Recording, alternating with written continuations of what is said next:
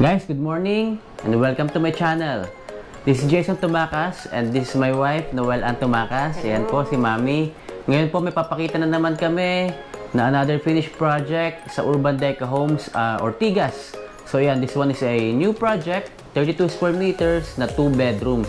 So ayan, iikot namin kayo para pag meron kayong mga nagustuhan design, pwede nyong gayahin. So Mami, simulan natin muna, pero pasalamat muna tayo kay Sir Rico and Ma'am Lalaine from UK. Ayan po, maraming salamat sa inyong pagtitiwala at kami yung napili nyo na mag-furnish ng inyong unit. So iikot po namin kayo ni Mami para makita nyo rin yung unit nyo kahit nandyan kayo sa UK ngayon. So ayan, unahin natin tong living room, no? Ayan.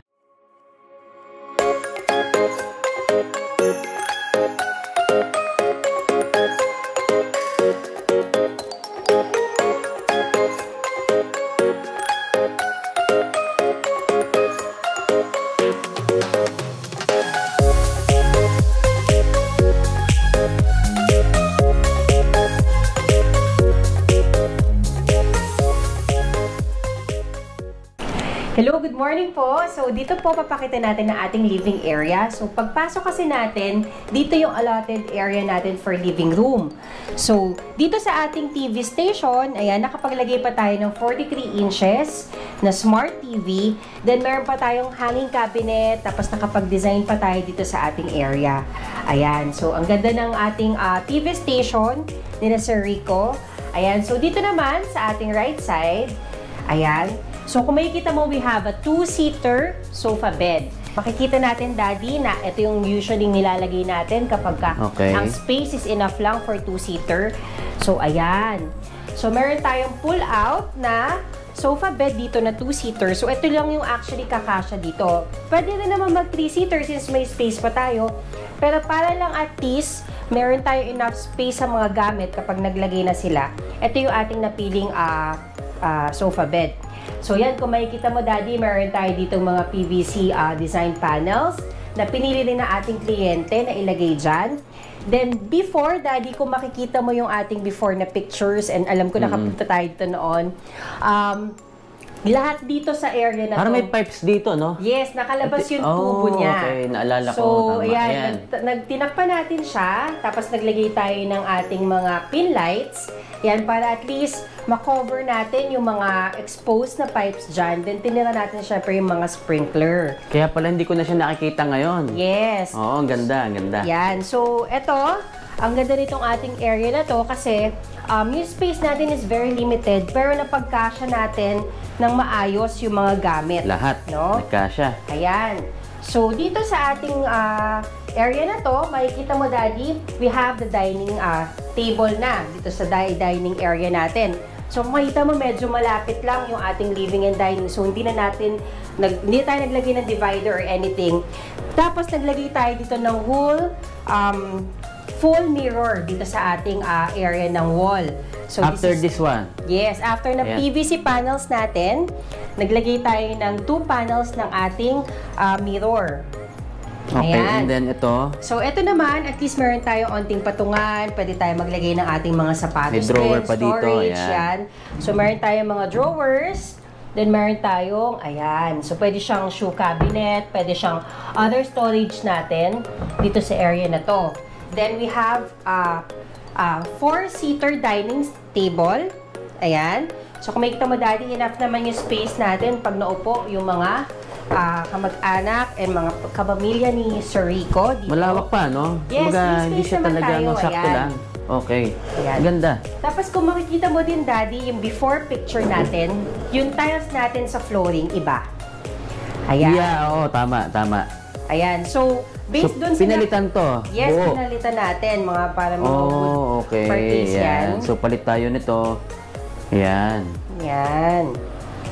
Palit ng flooring. Yes. Okay. Doon kasi sa nakitang showroom nila, Sir, dito sa kanilang project, nakita nila na ito yung design. So, pinagaya lang nila, sinabi nila sa amin na ito yung gusto kong design. So, yan, nakapagpalit naman tayo nitong ating tiles dito. Mami, unahin natin itong toilet and bath. Ayan, sige. Bago tayo pumunta sa kitchen. Yan. Para...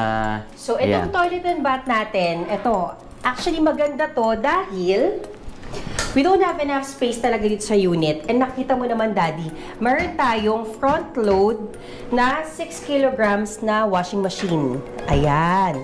Front load. Yes. So, front load and tingnan mo naman na pagkasya natin ng ating sink dito sa ating area na to. So, ito rin yung gusto ni Sir. Itong Yes, meron ito siyang yung gusto ganitong niya. washing Kasi, machine. Yes, naghahanap kasi siya ng space sa labas. Sabi ko parang hindi naman yata maganda kung may kitchen ka tapos may washing machine, di ba?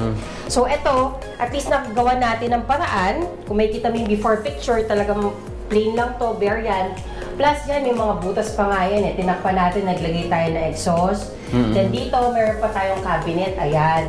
So, storage cabinet din tong kanyang mirror. Additional na natin itong ating water heater. And of course, the glass enclosure. Glass enclosure. Yan. So, additional din. Yes, additional na yan. Tapos, naglagay tayo ng bidet. Ayan. So, punta naman tayo dito sa ating kitchen. So, kung makikita mo, Daddy, no?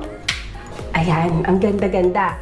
Itong unit na to talaga was turned over bare unit. Bare lang siya. So, walang kahit Walang ano. kahit ano. Meron lang siya mga provision, pero tayo din na naglagay actually ng mga outlets, ng water. So, yan. So, makikita mo dito, ito yung request din ni Sir Rico na ito, naka-bronze type, glass type, tempered glass tayo dito na backsplash. So, kaya pala pansin ko, iba yung kulay niya. Yes. Okay. Ang ganda na naging effect, di ba? Ganda. Napaka-social nung effect niya. Ang ganda ng effect nitong ganitong kulay. Guys, this is bronze. Bronze, yes. Okay. Ganda. So, Yan. pwede nyo gayahin. Tapos ito naman, tayo na rin naglagay nito. Yes, itong counter na to, yan, kinostomize natin and also the cabinets. Kaya makikita mo, Daddy, iba yung cabinets natin. Request din yan, ayan, mga glass. Ito rin yung gusto ni Sir Rico. Yes. So, ang ganda, binagay lang natin yung color, wood colors tayo dito, tapos puro glass ang ating cabinets. Then, dito sa area na to, naglagay tayo ng 2-door na refrigerator. Yan, so yung mga brands natin, sila rin ang pumili. Then, microwave oven. Yung microwave dito sa taas ng Refrigerator, yes. Pero hindi siya nakapatong sa mismong yes, fridge gumawa natin. tayo ng ating extension cabinet. Ayan, para dyan sa microwave. Tapos, Mami, ito napansin ko, pipes din to, no? Before. Yes. That's actually yung pipe nung ating restroom. Di ba, meron tayong exhaust fan doon palabas. Kasi ito namang unit niya is may mga abang na palabas ng mga exhaust. So, ayan. Okay. Kinoveran lang so, natin. na-cover natin. Tapos, nakapaglagay pa tayo ng cabinets dito, no? Yes. Nice. Yan. So, ang ganda, di ba? Yan, as requested niya, naka-L-type ang kanyang kitchen. Ayan. Then, ito, naka-under sink tayo. Yan, ang ganda. Yan, pakita natin. Di ba? Ang ganda ng pagkakakat. Yan. Nice. And then, itong mga ilaw natin, guys, pakita ko lang ng mabilis. Ito. Ayan. Ayan, yung ilaw natin dito sa kitchen. Bale, tricolor to, no? Yes, tricolor. Then, sa living natin and sa dining. Ayan. So, para ka nasa hotel na talaga din. Yes. Wow. So, medyo mababa lang ang ating ceiling, kaya hindi tayo pwede maglagay ng mga masyadong drop ng mga ilaw. So, hindi mo mapapansin na ganun siya kababa. Kasi nga, yung mga nilagay natin, hindi mga nakadrop. So, tamang-tama lang. Yes, sakto lang yan. Huwag po kayo maglalagay ng drop dito sa Deca Homes, no? Kasi medyo mababa yung ceiling natin dito. Yes. So then, puntahan natin yung isang bedroom natin. Wow. Ayan. So, yan. Kung makikita mo, Daddy, ang Grabe, ating from design. bare. Yes. So, nagawa natin ang paraan na magkaroon tayo ng storage and magkaroon tayo ng bed. This is actually a customized bed, Daddy. Undersize ito. Hindi ito yung natural na 48 by 75. This is actually 74 inches lang ang haba niya. Enough lang dun sa room size niya. Kasi nga, medyo gusto nila, sir, maglagay tayo ng cabinets. Enough cabinets para sa storage nila. Kaso nga, pag ginawa naman natin yung natural size ng, kumbaga yung standard size ng ating bed, hindi kakasya. Hindi kakasya. So, kailangan natin, since nag-customize na tayo, kinostomize natin doon sa fittings ng room. Okay. Ayan. So, ginagawa naman natin yan depende nga sa need and doon sa size ng ating kwarto. Ayan. And plus, Daddy, kaya tayo nakaganito, naka-overhead cabinets tayo dito, naka-sliding door cabinet tayo na mirror. Ito. Yan. Naka-sliding door tayo dito. Yan. Ganda dito, Sir Rico. Ganda. Ayan. Pag uwi nyo, grabe, ma-appreciate nyo lalo. Ayan. So, dahil kaya tayo naka-overhead cabinets dito, dahil naka-pull out tayo. Oh, kaya may space dito. Yes, kaya tayo may space dyan kasi naka-pull out tayo dito sa ilalim. So, okay. yan, di ba? So, pwede dito ang 4 na tao sa isang kwarto. Nice. Okay, so dalawa sa taas, dalawa dito sa baba. Yes, ayan. So, yan, naka-design tayo for 4 person per room dito sa ating unit. Ayan. So, before then, kung makikita nyo, naka-blinds dito, may kasama na dito sa unit. So, nag-curtain na lang tayo. And then, naka-window type aircon tayo dito dahil this is no balcony yung unit natin. So, wala siyang balcony? Yes. Oo. Ayan. And then, naglagay ka na lang dito ng mga panels, ano? Yes. Ayan, guys. Nag-design tayo so, ng mga maganda. panels. Maganda pag may mga additional kayong design. Yun nga lang, medyo magdadagdag kayo ng presyo kasi medyo mataas din to. Pero, ang ganda naman ng itsura niya, no? Hindi yung paint lang. Yan. So, dito naman, ayan, sliding. Ayan, pakita ko lang po. Mula taas ito, sagad. Hanggang dito sa ilalim. Yan, from floor to ceiling ang floor to ating ceiling, mga marami kayong mailalagay. Then, puntahan naman natin yung another, yung second bedroom natin. Ayan, so itong second bedroom actually mirror copy lang ng kabila. Okay. Ayan, so yan pala. Binaligtad mo lang. Mirror. Yes, binaligtad lang natin. Kasi yung window naman ito, nandito sa kabilang side, and then yung kanyang aircon din nandyan. Ayan. Okay, so pareho-pareho may pull out din siya. Yes, may pull out din to. Oh, so bale, ang pwede mag-stay dito, nasa 8 din. Yes. 8. Plus 1, 2, 3, 4. Yung ano pa. 4 dito sa una, 4 sa kabila. Then yung sofa bed pa, 2. 10. Yes. Wow. So, na-maximize talaga, guys. Yes. So, kung may bisita ka, di ba? Pwede mo silang pagstayin, may enough space ka. So, before talaga, hindi mo alam kung anong gagawin dito. Pero yan, nagawa natin na very spacious, with design, tapos with a lot of storage. At least yan, hindi na sila problema sa mga storage. Kung papansin mo, Daddy, malalalim ang ating storage. Oo, malalim. Madami sila mailalagay dito. Ayan, oo. Malalim yung Kita ko, guys, Yan. Malalim. Kasi dito pa lang sa ilalim, makikita mo na malalim talaga yung ano natin. Yes. Yung storage. Actually, kasya nga dito yung ating luggage eh. Ayan. Ito dito yung, sa taas, kasya, 2 magkapatong. Oo, yan yung inalis natin na blinds nila. Yan. So, kasya. Kasya dito ang luggage, yung mga medium size na luggage. Then, yung ilaw natin, ayan. Ayan. So, tiner na lang natin. Yung pareho doon sa isang kwarto. Yes, yung mga ilaw natin. Ayan. So, approved naman ni Sir yan. Oo, parang ano siya, mga glass, crystal, ayan. So, tapos may bronze sa loob. Yes. So, ang ganda na effect. So, ito guys, yung kabuuan, meron pa ba tayong na-miss? Wala naman. I think, so, naipakita natin sa kanila lahat. Ayan. Okay, ito yung another room.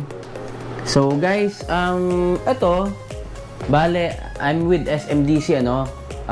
Pero itong project na to, tinanggap namin ni Macy's kasi nga, talagang gusto ni Sir Rico na kami yung gumawa ng unit na to. So kung mapapansin niyo yung mga pictures dun sa before, and then bago natin gawin, no, yung mga pipes talaga nakalabas. Nakalitaw siya dito. Ayan, pipes po yan. So, tinakluban lang natin. Ito, pipes po yan. Ayan, so ang ganda, hindi na halata. Sir Rico, ang ganda nung nangyari dito sa unit, Ma'am Lalaine. So, sobrang salamat po. At kami yung napagkatiwalaan ninyo. Pag meron kayong mga, guys, pag meron kayong mga properties na gustong i-invest dito sa Metro Manila, nandyan yung aking number. I'm with SM Development Corporation. And then kapag ka naman meron kayong papadesign, nandyan naman yung number ni Mrs. and email address. So, ayan. Mami? Ayan. So, thank you po ulit, Sir Rico and Ma'am Lalaine and Kenneth sa pagtitiwala niyo po sa amin. And also, thank you for our partners, Flamenco Brothers and Company. Ayan, thank you po at talagang napaganda natin. Plus, ang ating angels na naglinis dito sa ating unit, si Aid. Thank you so much. Yeah, si LJ and si Kim. Yan. Thank you so much po sa inyo. So again guys, maraming salamat sa panonood. Dun sa mga first time viewers, please subscribe. Dun sa mga ating subscribers, salamat po sa pagtangkilik sa ating channel. Again, this is Jason Tumakas. And I'm Noelan Tumakas. At tuparin niyo po palagi ang inyong mga pangarap.